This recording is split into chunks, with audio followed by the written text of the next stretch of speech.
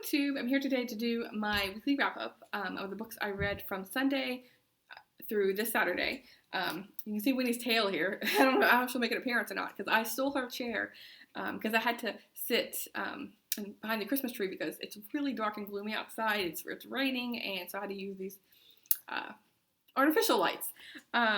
She's laying here. Maybe I can tilt it down so you can see her because I know everyone likes, there's Winnie. So yes, what was I talking about? So I'm doing a really weekly wrap up, and I know I missed like 1 or 2 weeks of wrap ups in this month because I was just so busy.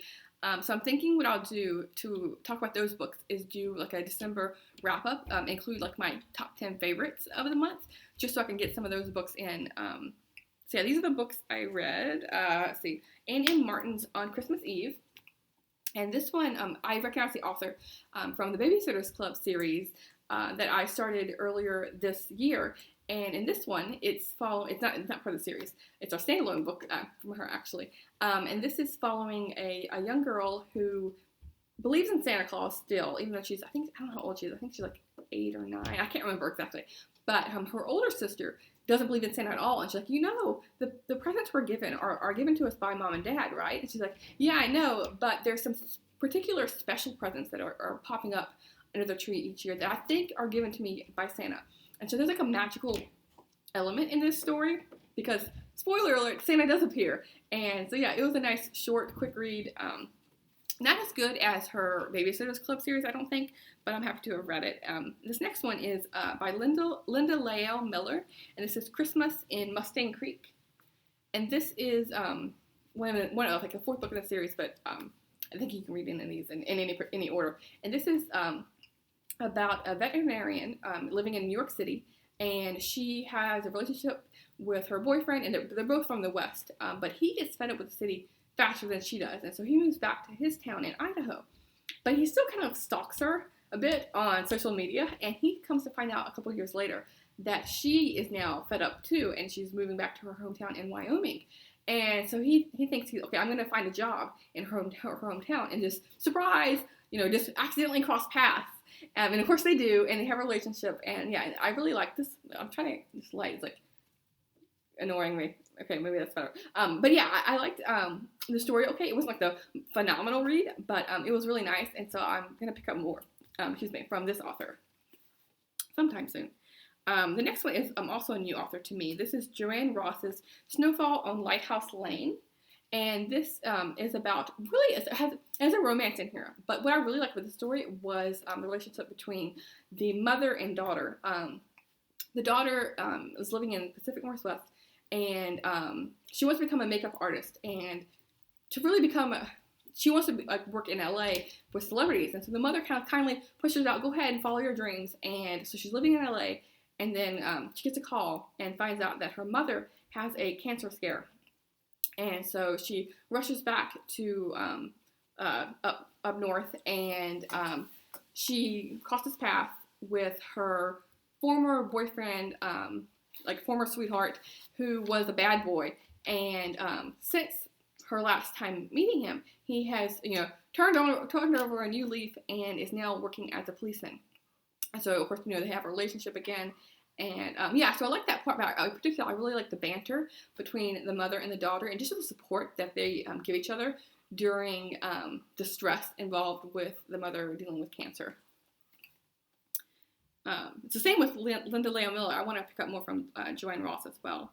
The next one is Tyrant Punishment by Bree Baker. This is part of her cozy mystery series, and it's about the main character has an iced tea shop in the Outer Banks area of North Carolina.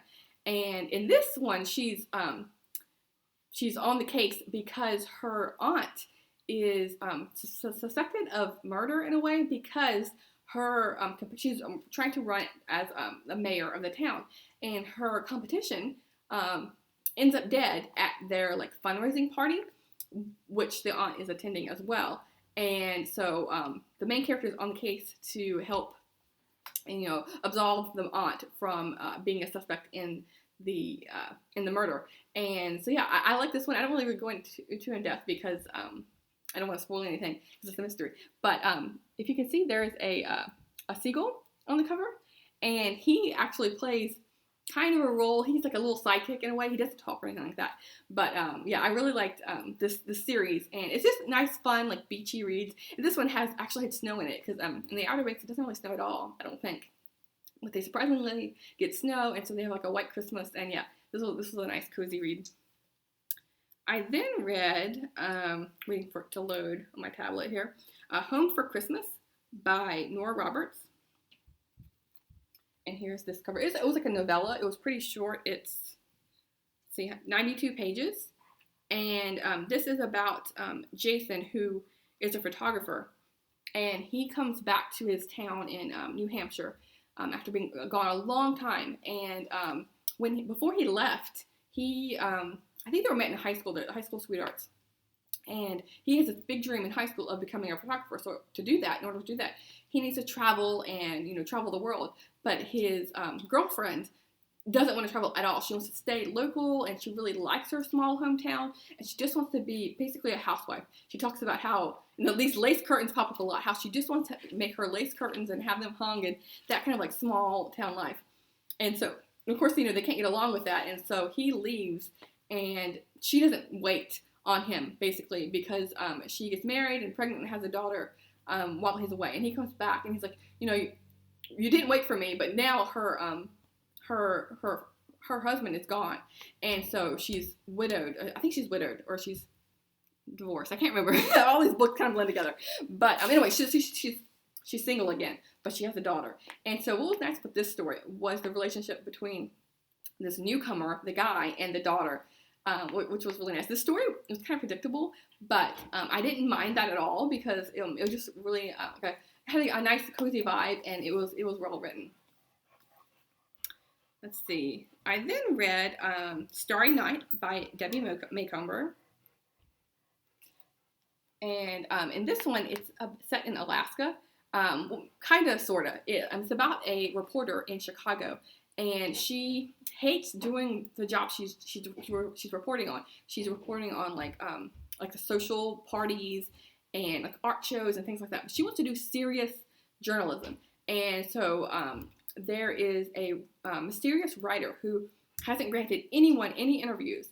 And so her boss says, okay, if you get an interview with him and you write an article, then you can pick any kind of articles you want to write in the future. And so she has that motivator, and so somehow she's able to, but I don't know about the story exactly, is how easy it is for her to find this author, because he's really hard to find, and he's really like gruff about no one is getting any interviews with me. But somehow she's able to find his mother, and so through the mother she finds out his location. So she goes up to Alaska from Chicago, and she finds him like that, and because she finds his like best friend who happens to be a pilot, and so he drops her off on the location at his cabin in the middle of nowhere. But yeah, besides that, it's a really nice story. Like I think all of Debbie Macomber's stories are, they're all unrealistic in a way, because they all are so nice. But I think that's part of like why I want to pick them up, because you're gonna smile, you're gonna, it's kind of be like smooth sailing in a way, which is a nice from like some of the other books. But anyway, so she's dropped off in Alaska, and she's stuck with this stranger in a cabin alone because there's a blizzard outside, and so the plane can't come and get her. And so they spend like a couple, I think 2 or 3 days together, and over that time, the author kind of sort of comes to appreciating her, even though he's really not nice at the beginning at all, and which I don't kind of blame him in a way, because like he's being bombarded by a reporter, which he has like made a firm stance with his publisher, like I don't want any interviews. But so anyway, a relationship blossoms from their meeting, and then they split off after their 2 or 3 days together. And so he's like, actually I do miss having someone here with me in the cabin, because he's all alone in the middle of nowhere with just his dog. And so they start messaging each other and calling each other long distance, and so they have a relationship. And it was a nice story, a little bit different from her other books that I read, because her other ones have like kind of like comedy in there, or there's like a moral to be told. But in this one, it's mainly about the romance. And so this book actually included a short story, Lost and Found in Cedar Cove, by Debbie Montgomery. And this is, I think, part of her Rose Harbor series, like 1.5 in the series. And so I thought I'd go ahead and read that since it's in the book. And this is about a woman who, she's running an inn, and she has a rose garden. And her dog goes missing, and the gardener kind of like goes out and tries to help find the dog. And so with them trying to find the dog, named Rover, I think his name was Rover, which is kind of funny, and going through the town and trying to find him, relationships happen with different people in the town. And it was just a nice, really quick read. Let's see. I then read, waiting for it to load again, another short story, not short story, it's a novella, it was 92 pages. It's The Christmas Wish by Melinda Curtis. And this one had a really cute St. Bernard in the story. And the main character has the dog, and she runs a pet store in this town. And she's butting heads with the, I don't know, what do they call him? Like an estimator or something? Let's see if I can find the town manager.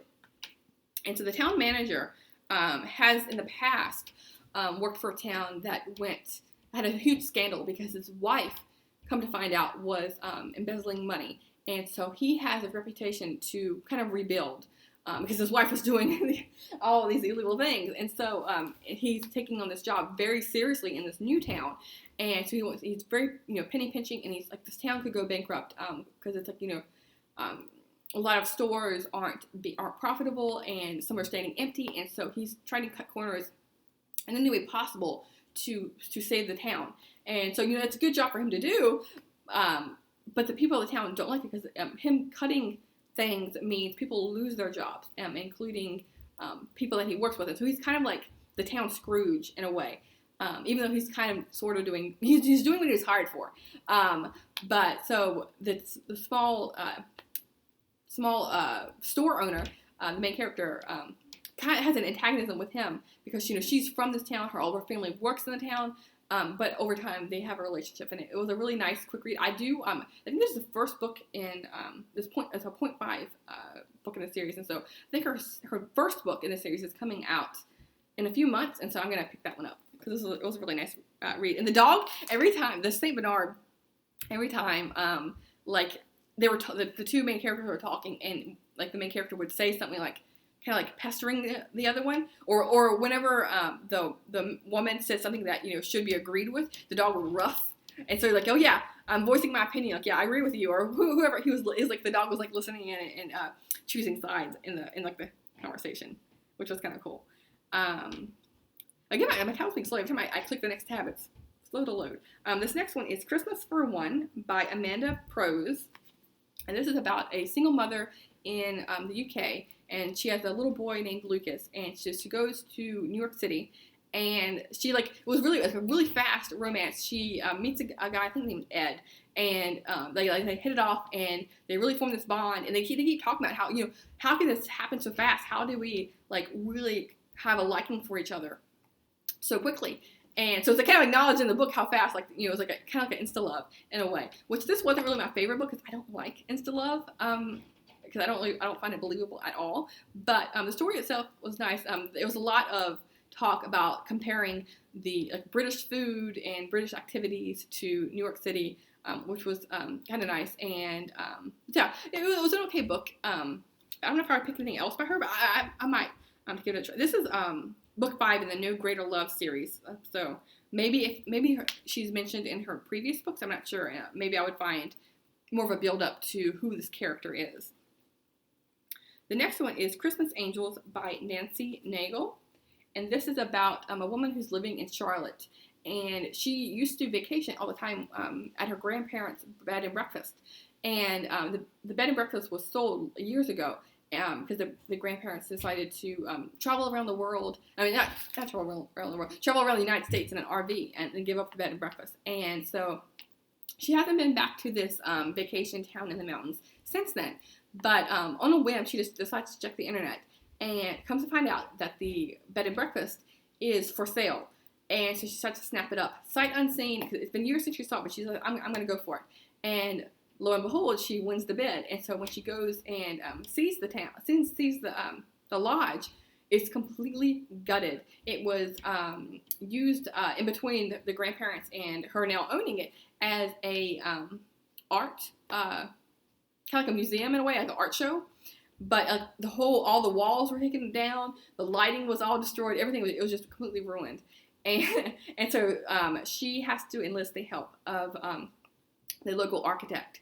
And there's a relationship there with the architect who kind of helps show her that even though she's decided to do this on a whim, that her desire of, kind of like really help boosting the town is having this bed and breakfast. The town is so small, it doesn't have any hotels. And so if there's a hotel there, then, there's more tourists, and that will help all the local business in the area. So the architect not only helps her rebuild the lodge, but helps her see that, what she's doing is worth it. She didn't make a mistake. And so, I like this story. I read another one by this author earlier this month, but I like this one way more. I think the other one was Christmas Joy or Christmas, it was like Christmas tree on the cover. That doesn't help at all. But she's written a lot of Christmas books, this author has. So this one I just happened to find in my library. But yeah, I won't go into the story of the other one. I think that was one that I missed on one of my weekly wrap-ups. So it might be included in my December wrap-up. So they have two more to talk about. This one is An Alaskan Christmas by Jennifer Snow. And so I had read Debbie Maycomber's Starry Night, which is set in Alaska. And so I wanted more Alaskan reads. And this, An Alaskan Christmas by Jennifer Snow. It's about a super workaholic surgeon who is in Anchorage, and I think it's her father, that's the boss, and he's like riding her hard she has the bar way up here, and so she can't, disappoint her father, and so she has her nose to the grindstone. But she's given a vacation, like, oh my gosh, what are you going to do with the vacation? So she goes to her friend's tour site. And so she comes to form a relationship with her best friend's brother, who is kind of like a guide in Alaska. And so she has a couple of medical things pop up where she shows her strength with that, like in case of emergency, helping out people who are in distress. I like this book, but I don't know if it was for me, because I don't really like explicit romances, and this had a lot of that. There was a lot of tension, like sexual tension constantly with these two characters, which I didn't really care for, but the story itself was pretty good. I'm going to look up this author, see if there's any like more tame books by this author. Would be nice. But yeah, it was a really nice story, and this cover is like really pretty with the Northern Lights. I don't know if you can see that with this horrible glare, but it was a nice story to read if you can kind of ignore all that tension. And then the last one I'm going to talk about is Christmas at Rosehill Farm, an Amish love story by Suzanne Woods Fisher. And I read a couple of books by this author, and I saw that she wrote Christmas books, so I thought I would give this one a go. And this is, she writes like a lot of these trilogies, and so this is one of the books in the trilogy. I hadn't read any other ones in this series, but so like when what I like for the series is that and even if you're not in this trilogy, if you read like two trilogies down the line, some of these characters are going to be in the story because it's like all in the same town. So I recognize some of these people in here. But anyway, so the main characters in this one is a woman who she had a relationship with her ex-boyfriend in a way. But the boyfriend leaves because he has a lot of family trauma with his dad and his brothers extremely, really badly bullying him, and so he cannot take it anymore. So even though he has a relationship with this woman, he decides, I can't anymore. I have to leave this town. And so he's not even following like the Amish religion anymore. He moves out of town. He's working for a college, working as a rose gardener, rose like expert in a way. And so she's stuck in the town, and she knows like there's no hope of him coming back. And so she has just formed a relationship with her boyfriend's best friend, and but she doesn't really love him. She's kind of like settling for him. And just when they're gonna get married, like the day of or the day before, the old boyfriend comes back into town.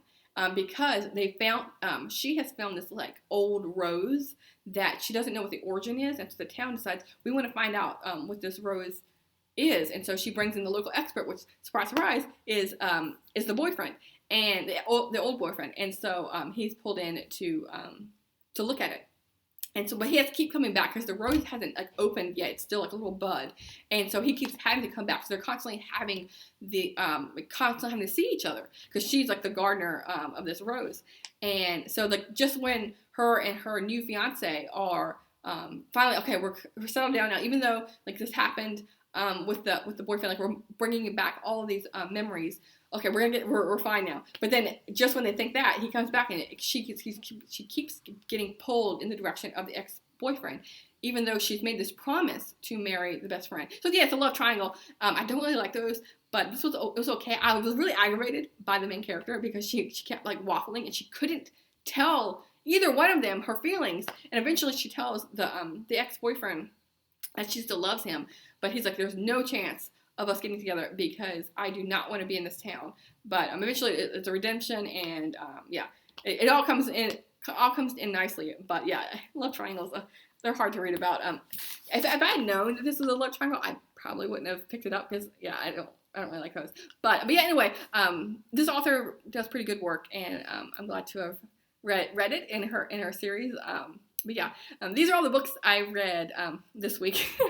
There's only a couple more days left in the new year, which is crazy. I'm like trying to finish all the books I'm currently reading. I won't get into those because I know you're probably like done with all of these like book wrap-ups. I don't want to talk about the books I'm currently reading because I just go on and on and on. But I have 4 books left to go before Tuesday night. So wish me luck and see if I'm able to get those read. So yeah, I'll see you soon. Thanks, BookTube.